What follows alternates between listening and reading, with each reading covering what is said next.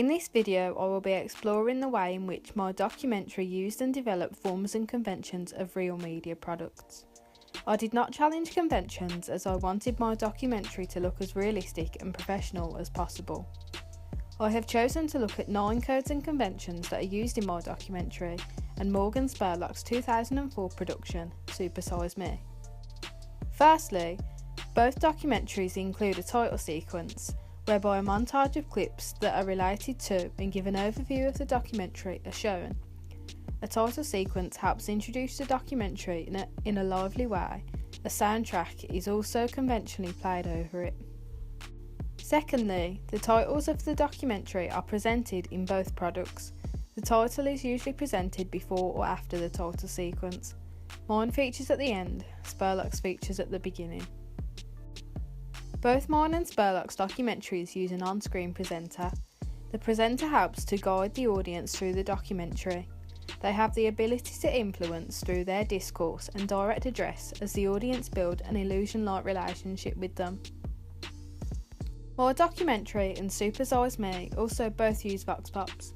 Vox Pops are interviews with the public regarding the subject matter, where the producers retrieve, essentially, the voice of the population. Vox Pops are often used to portray opposing opinions. However, I mediated the use of Vox Pops in my documentary as I only included responses that gave a negative opinion on social media, as the message that I intended to encode in my documentary was that social media is harmful. Background footage is another convention featured in the 2 documentaries. Background footage is inserted into a documentary to help break it up and keep the flow neat. For example, I have inserted people walking over a Vox Pop as the subject talks for quite a while. Statistics are one of the most important conventions in a documentary. While opinions and experiences are relevant and valid, they are often subjective.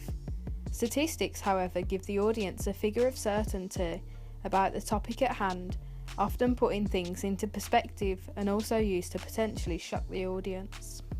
Expert interviews are another common documentary convention.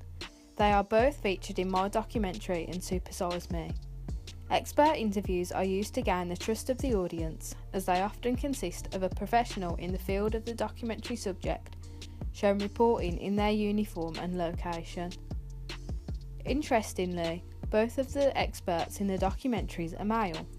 This may reflect the gender gap in a patriarchal society, conforming to the stereotype that women are less able to reach higher position jobs than men.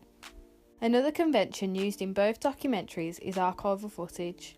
I gathered some archival footage of news reports regarding the psychological effects of social media from YouTube.